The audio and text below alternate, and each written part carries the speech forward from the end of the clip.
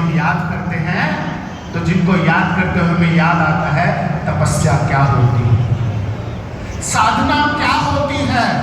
बहुत सारे पुरुष माताएं ऐसे भी होंगे जिन्होंने स्वामी अमरदेव जी महाराज जी के दर्शन नहीं किए होंगे, लेकिन उनकी कथा सुनोगे, उनके बारे में सुनोगे, उनके चरणों में आपको प्रीति हो जाएगी। क्योंकि रामचरितमानस में नवदा भक्ति में सबरी को कहा गया है, सातव सब मोहि में जग देखा, मोते संत अधिक करे लेखा। संतों को स्वयं भगवान का स्वरूप माना जाता है। ऐसे भगवान स्वरूप स्वामी अमरदेव जी महाराज जी के चरणों में बारंबार प्रणाम करता हूँ। और आपकी आज भी उनके प्रति श्रद्धा बनी हुई है, आपकी इस श्रद्धा को भी मैं बारंबार प्रणाम करता हूँ। और जिनके अध्यक्षता में ये कार्यक्रम चल रहा, हमारे साथ में बैठे हैं, जो पूज्य महाराष्ट्र की जो परंपरा तब से लेकर चली आ रही है, उस परंपरा को निरंतर आगे बढ़ाए जा रहे हैं। अखिल भारतीय संत समिति के उत्तर प्रदेश के जो उपाध्यक्ष भी हैं, ऐसे स्वामी रामदेव जी महाराज, और आज कल या परसों में स्वामी श्री प्रेमानंद जी महाराज जी भी यहाँ पर उपस्थित हुए थे। हमारे पंडित दिनेश पाठक जी, अब मैं ये भी नहीं कह सकता दिनेश पाठक जी के ऊपर माँ सरस्वती जी की कृपा है, इनके तो पूरे परिवार के ऊपर माँ सरस्वती जी की कृपा है। ऐसे ही माँ सरस्वती जी की कृपा आपके पूरे परिवार पर बनी रहे। अभी हमारे बीच में साधी समाहिता जी भी उपस्थित थी, जो वृंदावन से आए थे। माँ ऋतंबरा जी की शिष्या है। जब भी राम जन्मभूमि की बात आएगी तो माँ ऋतंबरा जी को याद किया जाएगा। हमने उनको, क्योंकि अक्सर क्या होता है ना, हमने माताओं को बहुत रोका है, बहुत शांत कर रखा है, लेकिन वो ऐसे थे जैसे भगत सिंह हो सकता है तो हमारे देश में रानी लक्ष्मीबाई भी हो सकती है। ऐसे हमारी रानी लक्ष्मीबाई की तरह माँ ऋतंबरा जी हैं और उनकी कृपा पात्र शिष्य है। साथ ही समाहिता जी भी, जिनके वचनों का आपने श्रवण किया, एक क्रांतिकारी है। संत और विश्व हिंदू परिषद के प्रति जिस प्रकार माँ ऋतंबरा जी का जीवन समर्पित था, उसी प्रकार उनका जीवन भी समाज के लिए समर्पित है। और अब इससे पूर्व आप सुन रहे थे स्वामी श्याम समीदास जी महाराज जी, जो अम्बाला से आए थे, और हमारे मध्य में उपस्थित है स्वामी राम नरेश जी महाराज, जो कि थाना भवन से है, और पंडित अनुज भारद्वाज जी, पंडित रवि पाठक जी, निशांत भागवत पाठक जी, जो जिनके माध्यम से अपने भजनों का आप श्रवण कर रहे थे। माँ सरस्वती जी की संपर्क कृपा है। और जो इस रघुनाथ मंदिर के संरक्षक है श्री सतीश आनंद जी, श्री हरीश तनेजा जी, पंडित श्यामली का जो प्राचीन नाम था वो श्यामली था। ये भूमि हरियाली के प्रतीक है। इसके चारों ओर पहले वन हुआ करते थे। ये वो भूमि है जहाँ पर यज्ञ की अग्नि निकला करती थी। ये वो भूमि है जहाँ पर वेदों की गूंज गूंजा करती थी। ये वो भूमि है जो संतों की सेवा हुआ करती थी। ये वही भूमि है जहाँ ब्राह्मणों की सेवा हुआ करती थी। ये वही भूमि है जहाँ गौ माता की सेवा हुआ करती थी। और आज उसी शामली के सभी लोग उस परंपरा को आगे लेकर जा रहे हैं। इसलिए आपको भी बहुत बहुत साधुवाद है। जब मैं 1857 की क्रांति को याद करता हूँ तो शामली का नाम कोई भूल नहीं सकता। ये वो क्षेत्र है, शामली जब पूरा भारत अंग्रेजों का अधीन था तो शामली ने अपने लोगों को कुछ दिन के लिए बचा कर रखा था। जब हमारे क्रांतिकारी वीर जब इस भूमि में रहा करते थे तो शामली के लोगों ने उन क्रांतिकारियों को अपने घर में जगह दी, उनके लिए भोजन की व्यवस्था की। आप क्रांतिकारी नहीं बन सकते, लेकिन क्रांतिकारी का संरक्षण जरूर कर सकते हैं। 1857 की क्रांति में शामली के लोगों ने हमारे देशभक्तों के लिए अपने घर खोल दिए, अपने भंडार खोल दिए। 1857 की क्रांति, ये भूमि कुरु क्षेत्र जो है, तो ये कुरु जनपद में ही ये भूमि पहले आती थी। जो हमारी आसपास का क्षेत्र है, ये सारा महाभारत से जुड़ा हुआ क्षेत्र है। इसलिए भूमि धार्मिक भी है क्योंकि महाभारत से जुड़ी है। और यहाँ गंगा यमुना का, सरस्वती का, गंगा यमुना जी का संगम है, तो यहाँ की भूमि उपजाऊ है, तो ये कृषि के लिए भी महत्वपूर्ण भूमि है। और 1857 की क्रांति में इन लोगों ने ही क्रांतिकारियों का साथ दिया, तो ये क्रांति वीरों की भूमि भी है। इस भूमि को मैं बार बार प्रणाम करता हूँ। ये वो कुरु, ये कुरु जनपद बोलते हैं ना, जनपद, जो कुरु का क्षेत्र आपने सुना होगा, भगवत महापुराण का अध्ययन करते होंगे तो पहला ही श्लोक है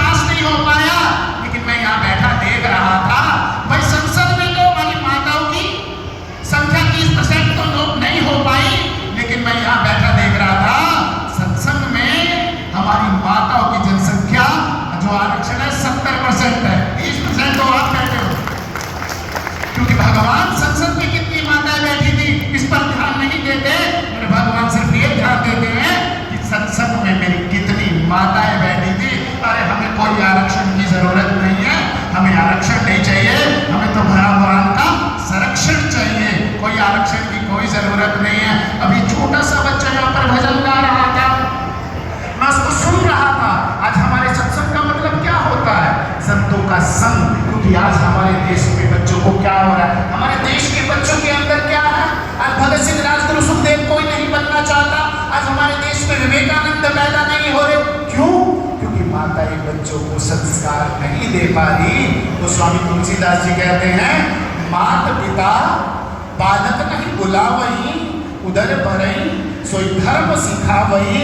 केवल माता तो सिर्फ बच्चों को आजकल इतना संस्कार दे रही है कि तुम्हारा पेट पल जाए, तुम्हारे बच्चे हो उतना उनका पेट पल जाए, लेकिन समाज और धर्म के लिए कोई शिक्षा नहीं दे पा रही है।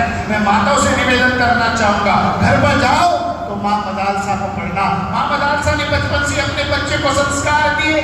कौन चाहता है मेरा बच्चा साधु बन जाए? कोई नहीं चाहता। बस वो सब अपने बच्चों को कहते हैं शादी करो और अपना घर बसाओ, लेकिन माँ मदालसा को पढ़ना। मेरी माँ मदालसा ने कहा था, शुद्धोसी बुद्धोसी निरंजनोसी संसार माया परिवर्जितोसी संसार स्वप्नम तेज मोह निद्रा मदालसा वाच उवाच पुत्रम धर्म न दूसर सत्य समाना आगम निगम और पुराण बखाना। अपने बच्चों को बचपन से संस्कार दे रही है, हे पुत्र तेरा जन्म इस काम वासना के लिए नहीं हुआ है। तुम्हारा जन्म किस लिए हुआ है? तुम्हारा जन्म भगवान की प्राप्ति के लिए हुआ है। क्योंकि आज हम क्या कर रहे हैं अपने बच्चों के साथ? हम उनको संस्कार नहीं दे पा रहे। पढ़िए राम जी को जब गुरुकुल गए, गुरुकुल से शिक्षा का अध्ययन कर कर आए, तो घर में आकर सबसे पहले क्या करते थे? प्रातः काल उठकर रघुनाथा मात पिता गुरु नावई माता। वो परंपरा ना जाने कहाँ चली गई। अरे माताओं को प्रणाम करने की वो परंपरा चली गई, क्योंकि बड़ा पुत्र जब हम घर में संस्कार देंगे तभी अपने बच्चों को संस्कार मिलेगा। जब उसका पिता अपने दादा, उनके दादाजी को प्रणाम नहीं करता, तो क्या उनका बच्चा अपना पिताजी को प्रणाम करेगा क्या? अभी बात चल रही थी, सास और बहू की। दीदी जी कह रहे थे, बहू बने जो बेटी और सास बने जो माँ। देखो फिर ठंडी ठंडी छाँ, फिर ठंडी ठंडी छाँ। जब अपनी बेटी, जब बहू के साथ अलग व्यवहार होता है और अपनी बेटी के साथ अलग व्यवहार होता है। अरे बेटी के साथ जब गलत व्यवहार जब होता है वहां जाकर, तो तुम्हारी आंखों में आंसू आ जाते हैं, लेकिन अपनी बहू की आंखों में जब आंसू लाते हो तो तुम्हें दर्द नहीं होता क्या? ये मैं सास के लिए कह रहा हूं और मैं बहुओं के लिए भी कह देना चाहता हूं। पिता की जितनी सैलरी होती है तुम उतने में एडजस्टमेंट कर लेते हो, लेकिन पति की सैलरी में तुम एडजस्टमेंट क्यों नहीं करना चाहते? क्यों नहीं करना चाहते? जब हम दोनों तरफ से ऐसा सोचने लगेंगे तो हमारा परिवार सुखी हो जाएगा। कितने भाग्यशाली हैं। मैं तो अक्सर कहा करता हूँ, जमीन पर घर बनाया है मगर जन्नत में रहते हैं। जमीन पर घर बनाया है मगर जन्नत में रहते हैं। ये हमारी खुशनसीबी है कि हम भारत में रहते हैं। हम भारतवासियों को गौरवान्वित होना चाहिए। देवता भी भगवान से प्रार्थना करते हैं, अहो अमीशाम की मुकारी सोपनम प्रसन्न ऐसा सुनितुम हरि। भगवान से देवता जाकर प्रार्थना कर रहे हैं, भगवान अगर हमारे कुछ पुण्य कर्म श्रेष्ठ बचे हो तो इस भारत भूमि पर जन्म देना। ये वो भारत भूमि है जहाँ नित्य सत्संग होते हैं, नित्य त्योहार मनाए जाते हैं। कभी होली मनाई जा रही है, कभी दिवाली मनाई जा रही है, कभी बसंत पंचमी आ रही है, कभी भैया दूज आ रहा है, कभी तीज आ रही है। ना जाने कितने त्योहार। ये भारतवासी के चेहरे पर हमेशा प्रसन्नता रहती है। हमारे देश का अगर मैं परसेंटेज निकालूं, हमारे देश में स्ट्रेस से लोग बहुत कम है। अगर विदेश में जाकर देखोगे तो वो सभी स्ट्रेस में गए हुए लोग हैं। क्यों? क्योंकि उनके प्रसन्न होने के लिए त्योहार ही नहीं है। लेकिन हम कैसे नाराज होने लगते हैं, तब तक दिवाली आ जाती है तो बच्चों के चेहरे पर मुस्कान छा जाती है। दिवाली जाके होली आ जाती है तो बच्चों के चेहरे पर मुस्कान आ जाती है। वो हमें शांत रहने का, डिप्रेस में जाने का मौका ही नहीं मिलता। तो ये भारत भूमि पर देवता भगवान से प्रार्थना करते हैं, अगर हमारे कुछ पुण्य श्रेष्ठ बचे हो तो इस भारत भूमि पर हमें जन्म देना। जब हनुमान जी, जब भगवान रामचंद्र जी रावण पर विजय कर वापिस अयोध्या लौटे तो किष्किंधा का राज्य सुग्रीव को दे दिया, लंका का राजा विभीषण को दे दिया, सबको सब कुछ दे दिया। लेकिन हनुमान जी, क्योंकि हनुमान जी तो राम जी के परम भक्त हैं और हमेशा उन्हीं के साथ रहते हैं, तो उस समय भगवान रामचंद्र जी ने कहा हनुमान जी से, अब चलिए हमारे साथ। तो हनुमान जी ने कहा कहाँ चलना है? तो भगवान ने कहा मेरे धाम में चलना है।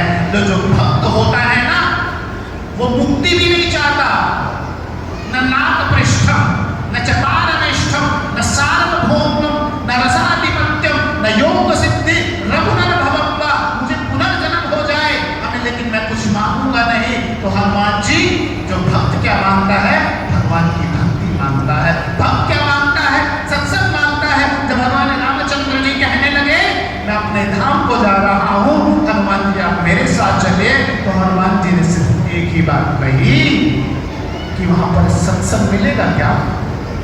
क्या भगवान नाम की कथा होती है क्या वहां पर? तो भगवान रामचंद्र जी ने कहा जहां पर मैं स्वयं रहता हूं मेरी कथा कैसे होगी? हम गांधी जयंती मनाते हैं तो गांधी जी नहीं है तब मनाते हैं ना। अगर गांधी जी होते तो मनाते हैं। भगत सिंह की जयंती कब मनाते हैं? जब भगत सिंह जी नहीं है तब मनाते हैं ना। अगर भगत सिंह स्वयं है तो भगत सिंह की जयंती मनाते हैं क्या? नहीं मनाते ना। तो भगवान रामचंद्र जी ने कहा जहां पर स्वयं मैं विराजमान रहता हूं तो फिर वह मेरी कथा कैसे होगी?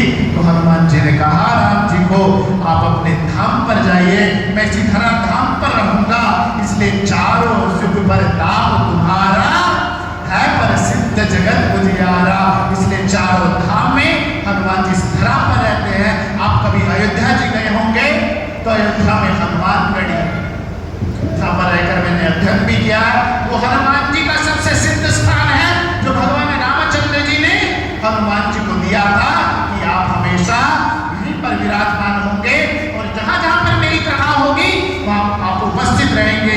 इसलिए यत्र यत्र रघुनाथ कीर्तनम तत्र तत्र कृतमस्तकांजलि वाष्पवारि परिपूर्ण लोचनम मारुतिम नमत राक्षसांतकम। इसलिए जहां जहां कथा होती है, इसलिए हम अक्सर कथा करते हैं ना, तो अधिक कथावाचक होते तो हनुमान जी का आह्वान करते हैं आइए हनुमंत विराजिए, कथा कहूं मति अनुसार, प्रेम सहित गादी धरूं पधारिए पवन कुमार। इसलिए जो भक्त होते हैं उनको भगवान से भी प्रिय सत्संग होता है। इसलिए हनुमान जी ने सत्संग को चुना और इस धरा धाम पर हम सबके कल्याण के लिए हमको चुना। पता नहीं मैं शास्त्रों में अड़िग विश्वास रखता हूँ, संतों की वाणी में अड़िग विश्वास रखता हूँ क्योंकि शास्त्र वेदों का प्राकट्य है। वेदों में अड़िग विश्वास रखता हूँ, वेदों क्योंकि वेद मनुष्य है। वेदों का प्राकट्य भगवान से हुआ, भगवत गीता का प्राकट्य, भगवत गीता भगवान की वाणी है, मैं इन पर विश्वास करता हूँ। इसलिए शास्त्रों में कहा गया है भगवान से भी ज्यादा सत्संग को चुनो। इसलिए सत्संग के लिए आपको पता होगा, आपने अगर कथा सुनी होगी मां सब